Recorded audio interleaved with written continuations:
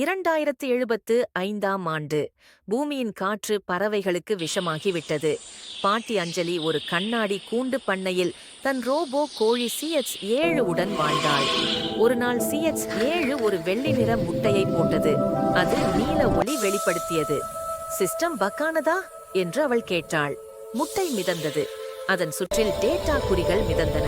அது உடைந்து ஒரு சிறிய ட்ரோன் குஞ்சு வெளிவந்தது. அது சொன்னது, அம்மா வணக்கம். அஞ்சலி கண்ணீருடன் சிரித்தாள்.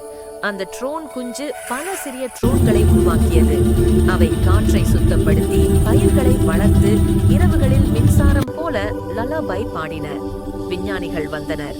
இவைகளை ஆய்வுக்காக தருங்கள், அஞ்சலி சொன்னாள். இவை இயந்திரமில்லை, என் குடும்பம்.